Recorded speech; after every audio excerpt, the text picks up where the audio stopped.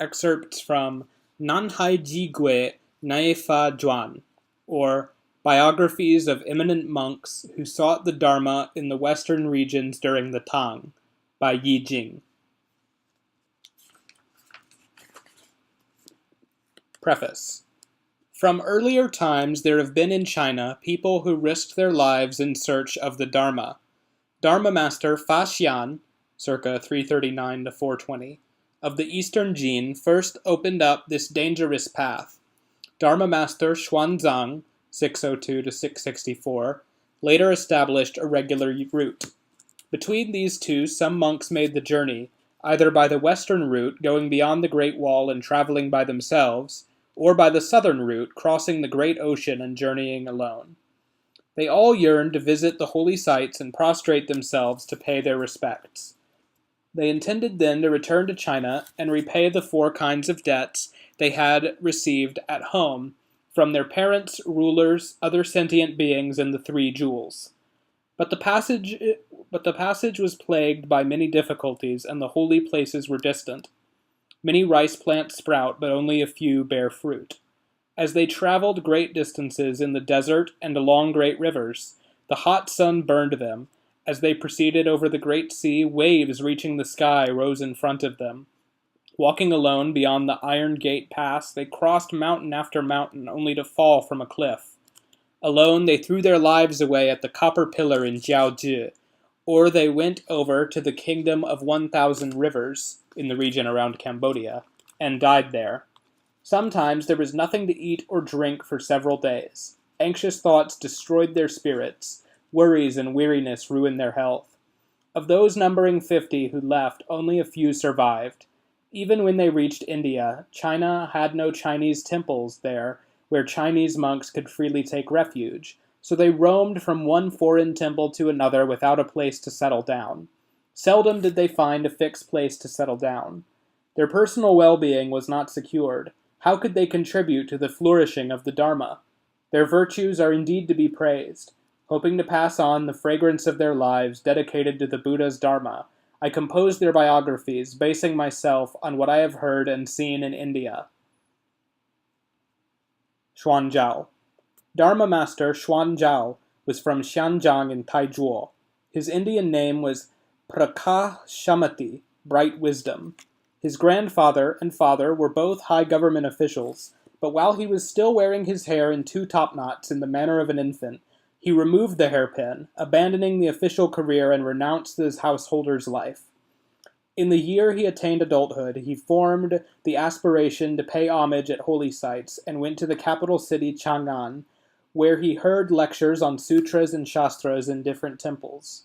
During the Jingguan period, 627 to 649, under the teacher Xuanzhao at Daxing Shansi Temple, he began to study Sanskrit.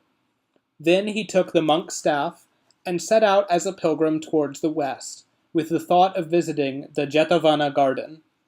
Leaving behind Lanzhou, the Golden City, he traveled through the moving sands of the Taklamakan Desert. Passing through the Iron Gate, he climbed the snowy peaks. Rinsing his mouth at a fragrant pond of Anavatapta, he made the resolve to carry out the 4 broad vows of a bodhisattva: to liberate numberless beings, to eradicate endless afflictions, to enter measureless doors to the Dharma, and to achieve unsurpassed enlightenment. He crossed the Pamirs in search of the Dharma, promising himself eventually to pass beyond the 3 realms of existence. The route of his travel went through Sogdiana, then Tokhara, and around distant border regions to Tibet. He saw there the Chinese princess Wen Cheng, who had married the Tibetan ruler. With her support, Xuanzhao, traveled towards North India, heading towards Jalandhara, or Jalandhur. Before he reached there, in the course of the long passage that was dangerous and difficult, he was captured by robbers. Fellow travelers could not think of good plans to escape, and in the absence of worldly authorities to appeal to, Wang Zhao prayed for supernatural assistance. A response appeared in a dream. As he woke up, the thieves were all fast asleep. Quietly freeing himself from the confinement, Wang Zhao escaped from this difficulty. Wang Zhao stayed in Jalandhara for 4 years.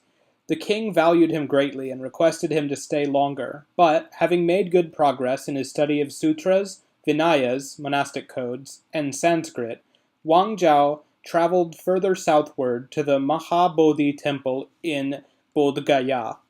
He stayed there for 4 years. He considered it a great misfortune that he was not born at the time when he could have encountered the Buddha face to face, but he felt fortunate to visit the holy sites of the Buddha's life. He worshipped the image of the Buddha produced by Maitreya.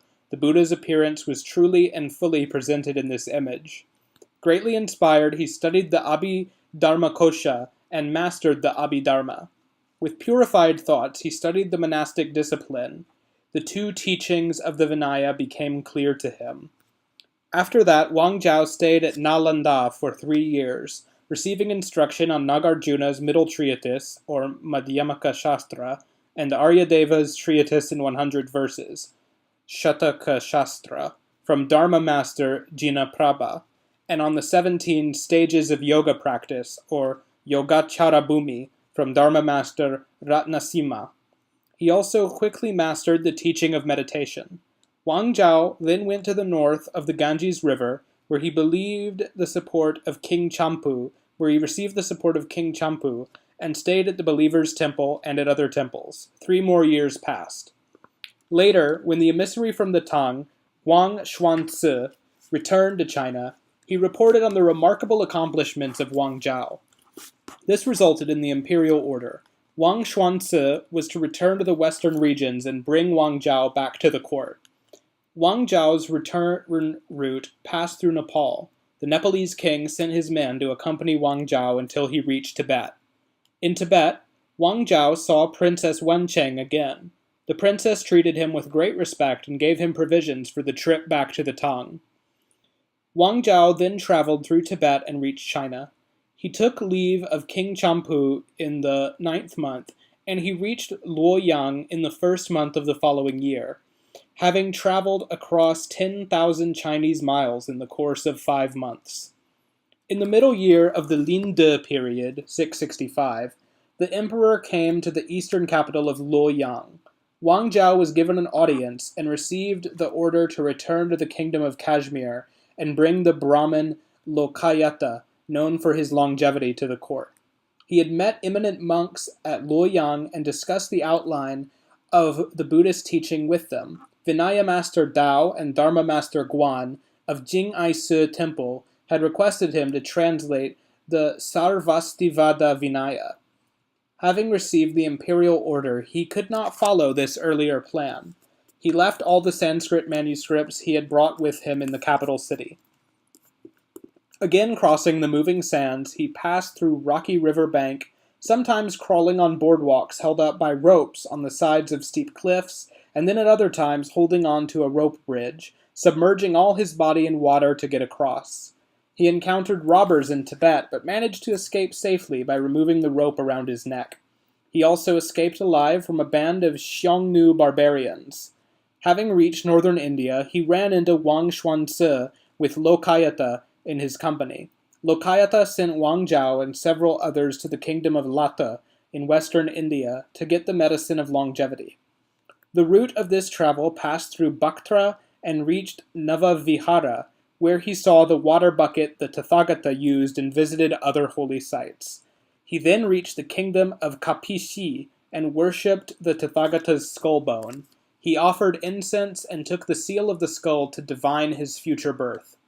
He then passed through the kingdom of Sindhu and reached Lata. The king there paid respect to him, and Xuanzhao passed 4 summer retreats there. He then traveled extensively in South India, and taking a variety of medicines he collected, decided to return to China. On his way back, he reached the diamond seat in Bodh Gaya and circumambulated it. In Nalanda, Xuanzhao saw Yijing. Having thus realized the long-cherished wish for such a meeting, they promised to meet again under the dragon flower tree at the time the future Buddha Maitreya appeared in this world. The passage through Nepal to Tibet was blocked, and the route through Kapishi was troubled by the Arabs and difficult to pass. He was forced to wait for an opportune time by visiting the Vulture Peak, Gurdrakuta, and staying at the Bamboo Grove, Vinuvana Monastery. All the time, Xuanzhao was driven by the desire to transmit the lamp of teaching and never intended to end his life in India. Alas, though he dedicated himself to a life of austerities, he could not fulfill his wish to benefit others. His thought was to fly high up and ride the cloud, yet he lost his wings in midair. In Amarava in central India, Xuanzhao became ill and died. He was over 60 years old.